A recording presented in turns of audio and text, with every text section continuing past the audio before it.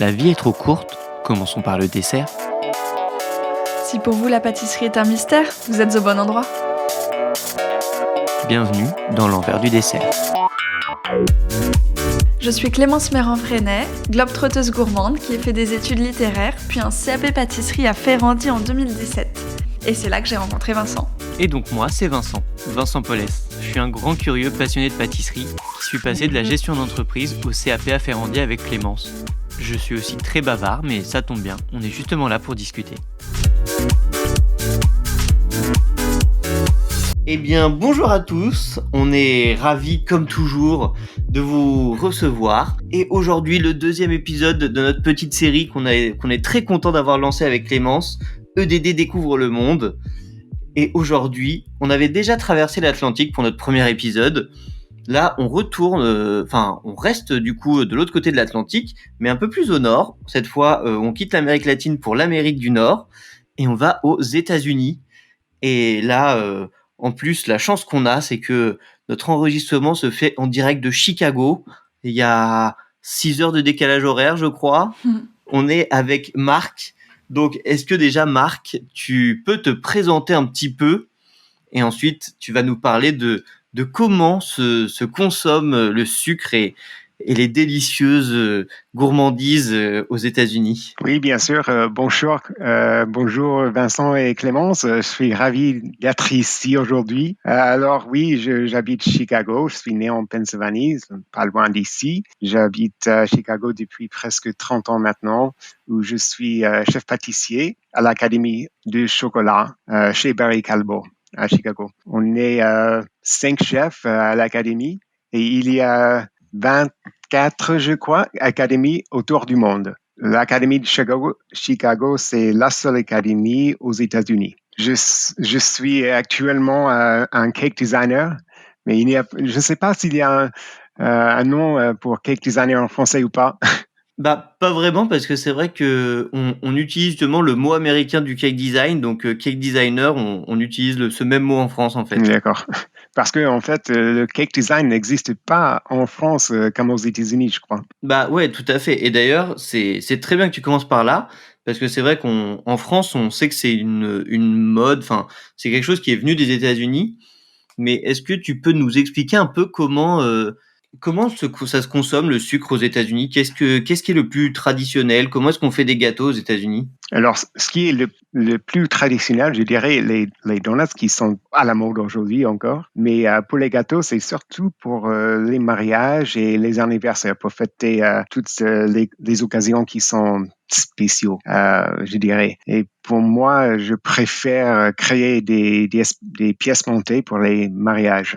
Je les trouve tellement beaux, j'adore les faire. Ok, hyper intéressant. Et du coup, tu nous disais que le plus traditionnel, hors le cake design, c'était les donuts. Est-ce que du coup, dans un repas, je dirais classique, il y a du dessert, il y a quelque chose de sucré durant le repas, ou c'est vraiment plus un goûter ou pour les gros événements? Moi, je dirais les tartes comme pas les tartes aux fruits comme en France, mais les tartes aux fruits, c'est presque toujours des pommes, soit des fraises et cerises, mais il y a deux pâtes avec les fruits entre les deux pâtes. Ah, oui, comme des espèces de tourtes. Oui, c'est ça. On les appelle apple pie. C'est très américain, ça.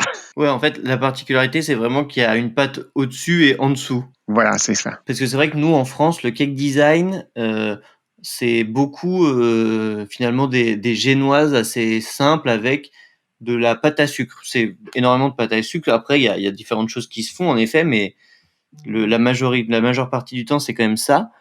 Et en effet, on a vu certaines photos que tu nous as envoyées au préalable. Et toi, on a l'impression que c'est plus, tu vas lisser tes gâteaux, etc. Enfin, ça a l'air d'être un peu plus développé. C'est quoi la définition un peu du cake design pour toi aux États-Unis? Bonne question, difficile question à répondre.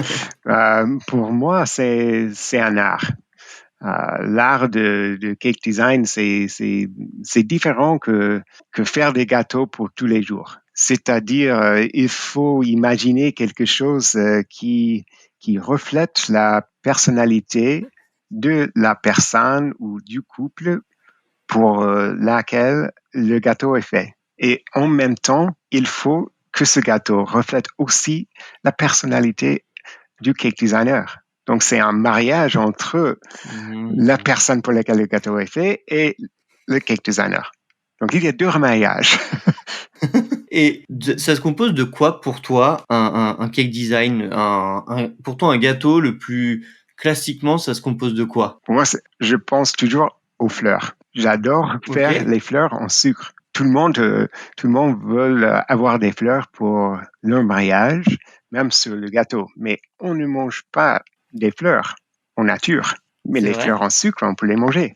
Et les fleurs, elles restent toujours belles. Si les fleurs sont faites en sucre, elles restent belles pour toujours. J'ai fait le gâteau de mariage de ma sœur il y a 10 ans et elle a toujours les tulipes que j'ai faites en sucre. Elles sont toujours en rose et les feuilles sont toujours vertes. Donc, c'est beaucoup différent que les fleurs naturelles. Ok, donc c'était il y a combien de temps son mariage? Il y a 10 ans.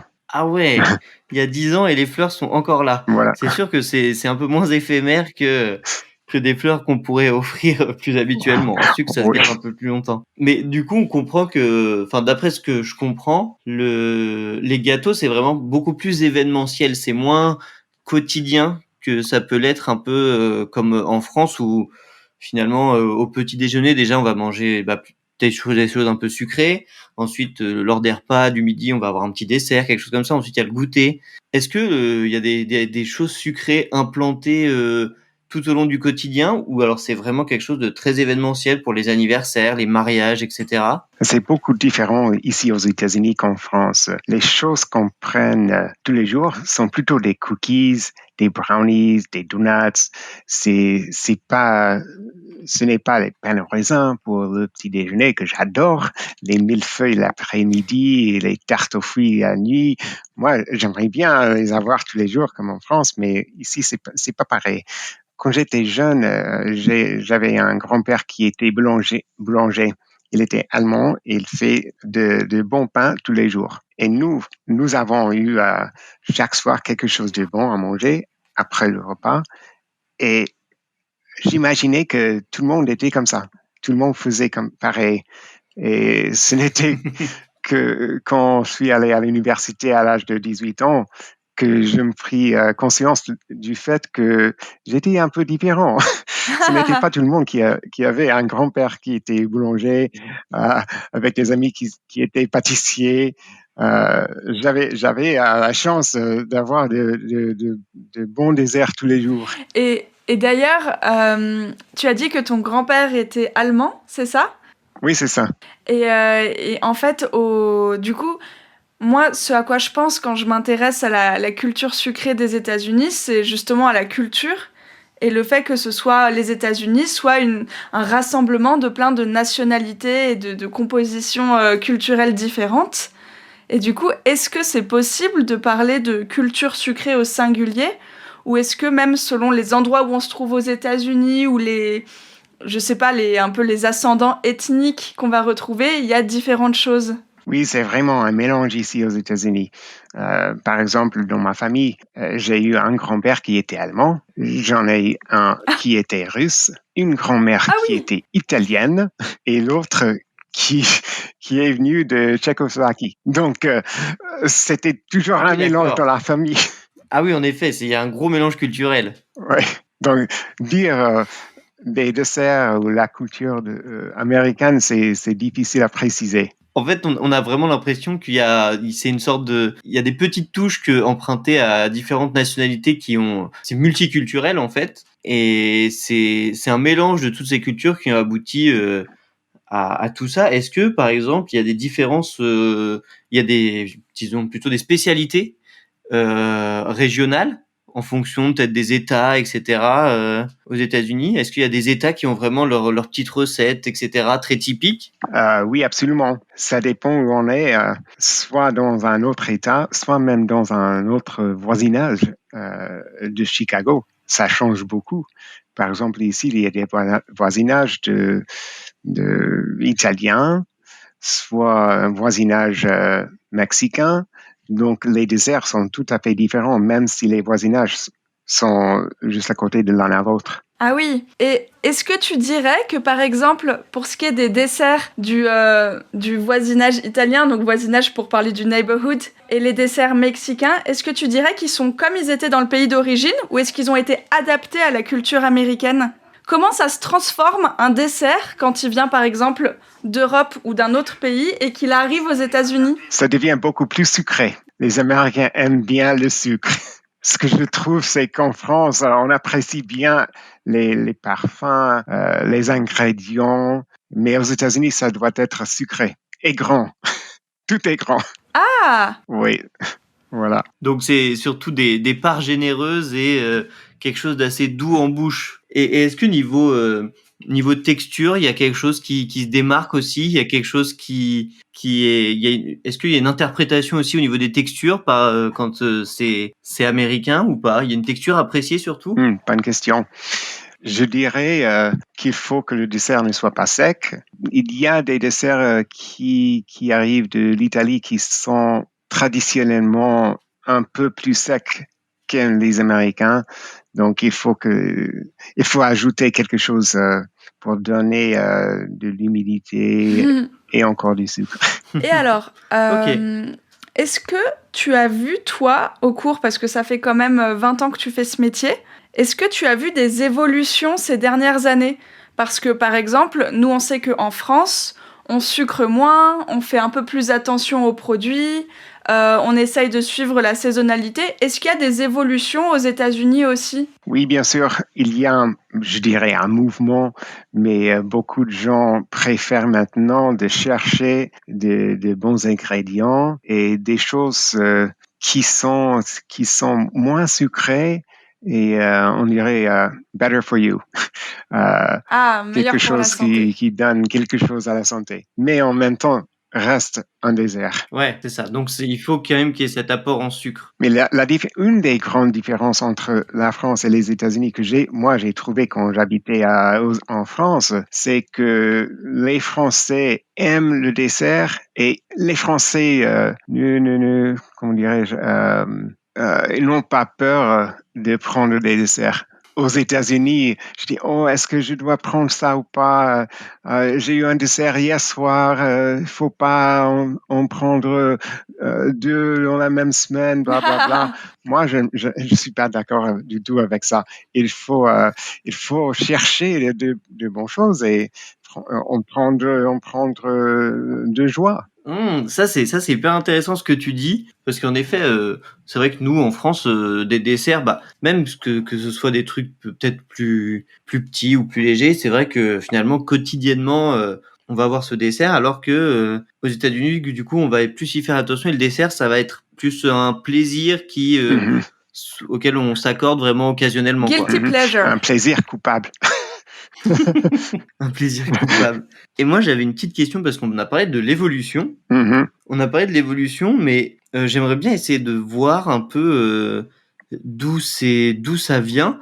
Parce que j'imagine que quand tu étais plus jeune, est-ce que le cake design était déjà très présent? Pas comme aujourd'hui. Quand j'étais jeune, c'était des gâteaux pour fêter des anniversaires. Tu as des fleurs, mais pas des fleurs comme je fais aujourd'hui en sucre et tout ça, mais dans le crème au beurre. On les faisait au crème au beurre seulement. Donc, c'était beaucoup plus simple. Ok, beaucoup plus simple. Donc, ça s'est un peu développé. Et c'est quoi qu'est-ce que tu as remarqué? Est-ce que tu as remarqué des sortes de déclencheurs? Parce que entre ce que tu mangeais quand tu étais beaucoup plus jeune, ce que tu avais l'habitude de manger en sucré quand tu étais plus jeune, est-ce que tu as remarqué, je sais pas, des choses qui ont impacté peut-être dans la société, qui ont fait que c'est devenu ce qui c'est aujourd'hui, avec du coup quelque chose de plus complexe, de plus travaillé, de plus coloré aussi. C'est vrai que les gâteaux de cake design américain, c'est assez coloré, c'est très visuel. Oui, c'est grâce à Martha Stewart et la télé, parce qu'on a l'occasion de voir, de comprendre ce qu'on peut faire avec les gâteaux. Dès qu'on voit quelque chose, on le veut. Ça, c'est vrai. Tu vois un gâteau tout en rose avec des fleurs, avec des grands, je sais pas, des dessins et tout ça, tu en veux. Mais finalement, c'est vrai que ça, j'ai l'impression que c'est c'est assez universel parce que la télé elle a beaucoup marqué aussi l'évolution de la pâtisserie en France. Vas-y Clémence. Et d'ailleurs, tu as dit dès qu'on voit un gâteau qui est beau, on le veut. Et moi, ma question, c'était d'ailleurs, où sont les endroits où on voit les gâteaux? Est-ce qu'il y a des pâtisseries? Est-ce que c'est dans les restaurants? Est-ce qu'il y a des vitrines? Ou est-ce que c'est plus en supermarché? En fait, où est-ce que les Américains vont aller chercher leur douceur? Parce que, en fait, si on n'est pas allé aux États-Unis, on peut pas se rendre compte de la taille des supermarchés aux États-Unis et du fait que c'est presque un véritable lieu de vie. Comment ça fonctionne? Alors, tu parlais de deux choses. Tu parlais de où est-ce qu'on voit les idées, ce qui est dispo, et bien, où est-ce qu'on les achète? Alors, on les achète la plupart dans les supermarchés, mais pour des choses plus spéciaux comme des gâteaux de mariage, c'est plutôt dans un pâtissier chez un cake designer qui ne fait que ça. Mais c'est surtout Food Network. Quand la Food Network est née, il y avait toujours des concours contre un cake designer contre un autre. Donc, il fallait faire quelque chose de plus en plus intéressant. Et après ça, on voyait, on disait, oh maman, oh mon Dieu, on peut faire ça dans un gâteau, avec un gâteau? Ce n'est pas possible. Donc, on cherchait, et puis il y avait des personnages comme Martha Stewart qui ont montré dans leur magazine et leur émission de télé. Donc, c'était plus, comment dirais-je, c'était partout. Accessible, ouais. Voilà, c'est. Ok. Ben ça, c'est vrai que c'est assez intéressant. En fait, il y a eu des concours un peu de pâtisserie qui ont été lancés à la télé. Oui. Si j'ai bien compris. Oui. Ah. Et suite à ça, donc ça, c'était des choses assez fabuleuses, extraordinaires. Mais puis, peu à peu, il y a des émissions des émissions de télé qui ont rendu la pâtisserie plus accessible. Et du coup, c'est là où les gens s'y sont intéressés. Tu parlais là des belles boutiques, des belles pâtisseries de cake designer. Est-ce que c'est quelque chose d'assez qui peut avoir cette réputation de quelque chose d'un peu chic, d'un peu luxueux, d'un peu cher? Oui. Moi, quand j'avais mon cake studio, c'était une boutique. On n'avait pas le droit d'y entrer sans rendez-vous. Et c'était assez cher, mais c'était un gâteau pour toi. C'était complètement différent que tous les autres gâteaux que j'avais fait et que j'aurais fait au futur. J'en ai fait que... C'était que du sur-mesure. Oui, voilà. Et j'en ai fait que 8 par semaine. Ah ouais. Au maximum 8. Normalement, c'était plutôt 3-4 gâteaux par semaine pour les mariages. Ah oui, donc c'est... Ah oui, ok. Ah ouais, c'est vraiment quelque chose de très marquant. C'est presque... on sait qu'en France, le choix du traiteur, etc., est important pour un mariage. Mais là, j'ai l'impression que choisir le gâteau pour le mariage, c'est comme choisir la bague, en fait. Oui, la bague, la robe, les chaussures, et puis il y a le gâteau. Waouh, ah ouais, ça c'est... Vas-y Clémence. Non, moi je disais la même chose que toi. Je disais qu'en fait, les gens, ils te faisaient confiance en te demandant le gâteau, comme s'ils te confiaient presque un membre de leur famille. Et tu les accompagnes de manière très personnalisée dans un événement qui est important pour leur vie. Et d'ailleurs, ce côté, on peut pas entrer dans ma boutique sans prendre de rendez-vous, ça, c'est vraiment quelque chose qu'on n'avait pas trop entendu jusque-là. Moi, je voulais savoir, du coup, ça pose la question, en fait, de la consommation, puisqu'on parle des gens qui entrent dans ta boutique et de la manière qu'ils ont de faire confiance à la personne à qui ils demandent un gâteau. Et est-ce que tu peux nous parler des goûts un petit peu des Américains, même si, bon, c'est un peu difficile de parler des Américains en un seul bloc. Mais je veux dire, est-ce qu'ils aiment certaines choses en particulier? Est-ce qu'ils aiment expérimenter, découvrir de nouvelles associations? Ou est-ce que tu aurais tendance à dire qu'il y a une certaine zone de confort dans laquelle les gens ont tendance à rester? Oui, les Américains aiment beaucoup le chocolat. C'est le parfum le plus aimé du pays. Expérimenter, ça dépend de la personne.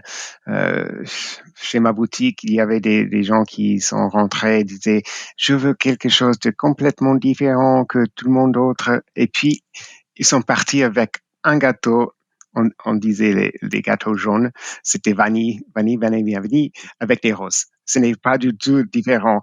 Mais je faisais un gâteau banane avec ganache chocolat blanc. C'était ma spécialité. Avec du crème au beurre, du vrai crème au beurre.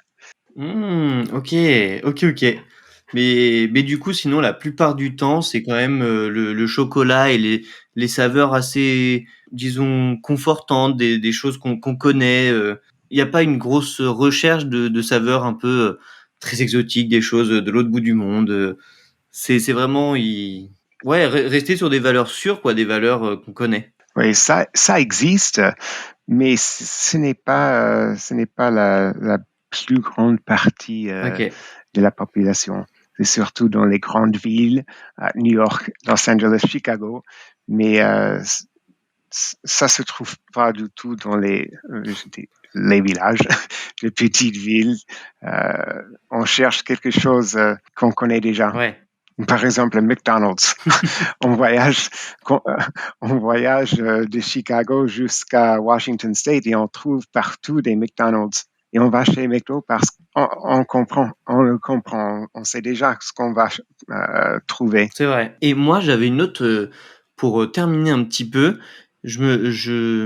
alors peut-être que je me trompe, mais j'ai l'impression que par rapport à la France où, disons que cette méthode de cuisson est très peu utilisée, mais la friture est assez utilisée. Alors arrête-moi tout de suite si je me trompe, mais j'ai l'impression que dans les gâteaux, dans les desserts, surtout dans les gâteaux, le donuts, etc., il y a cette cuisson à la friture qui existe. Est-ce que c'est quelque chose d'assez qui est commun ou c'est juste une image un peu faussée qu'on peut avoir, ou c'est juste le donut qui est fait comme ça? Oui, ça existe. Ça existe partout ici. Moi personnellement, je n'aime pas trop parce que c'est trop gras. Il n'y a pas de goût. On a le sens de l'huile, mais c'est tout. On perd les saveurs, les parfums à l'huile. Ouais. Après, peut-être qu'aussi que c'est parce que tu nous disais en début d'épisode que les Américains n'aimaient pas forcément les choses trop sèches. Peut-être que ça apporte ce côté, cette humidité finalement au gâteau. C'est peut-être surtout ça. Et pour les gâteaux, on peut les tremper dans un sirop sucré. Quand je faisais des gâteaux, je préparais des sirops et avant de les monter, j'ajouterais ce sirop au-dessus chaque tier. Couche. Oui, voilà. Ok. Bah Clément, je sais pas si tu as encore une question. Ah. Bon Clément, je crois. Alors, on est vraiment désolé, on préfère le dire. On enregistre en visio, c'est pas habituel pour nous, mais étant donné que du coup Marc est à Chicago, vous imaginez bien que le déplacement était compliqué à faire. Du coup, et Clémence a des gros problèmes de connexion. Donc, on va rassurez-vous, on va s'arranger pour que ce soit le plus audible possible. Mais déjà, merci beaucoup Marc pour toutes ces informations un peu sur la culture américaine et de comment on consomme un peu les gâteaux, les pâtisseries. Ah, et d'ailleurs, j'avais une petite question pour terminer. Est-ce qu'il y a un mot assez, comme pour nous, on dit beaucoup du coup ce terme de pâtisserie pour parler de tout ce qui est les desserts, etc. Est-ce qu'il y a un mot très généraliste qui désigne un peu toutes ces sucreries qu'on peut manger? Simple. Ok, très bien. Écoute, merci. On a fait un joli petit tour d'un grand pays encore une fois. On espère qu'on vous aura fait un peu voyager, qu'on a parlé du coup pas mal de cake design, de donuts, etc. De toutes ces choses que, en effet, pour ceux qui ont déjà eu la chance de visiter les États-Unis, c'est quelque chose qu'on retrouve pas mal. Et pour ceux qui n'y sont pas encore allés, on espère que vous aurez l'occasion de les découvrir. Merci beaucoup Vincent et Clémence. C'était un plaisir d'être ici avec vous. Et je voudrais bien vous vous accueillir aux États-Unis, à Chicago. Ah bah alors ça ne va pas tomber dans l'oreille d'un sourd et Oh, mais nous à aussi. l'occasion, avec grand plaisir. Super. À très bientôt, j'espère. Ah bah oui, on va venir. Évidemment, vous pouvez toujours nous retrouver sur notre compte Instagram, l'envers-du-dessert, sur notre site internet, l'enversdudessert.com. D'ailleurs, pour en revenir à notre compte Instagram, vous aurez dès demain un petit cadeau, une petite recette. Et enfin, vous pouvez toujours nous mettre un petit commentaire et 5 petites étoiles sur Apple Podcast. Si vous avez des pays que vous voulez qu'on visite, envoyez-les nous sur Instagram, on sera ravis. Et on remercie 12 pour les musiques et le mixage de nos épisodes. Et on vous dit à la semaine prochaine.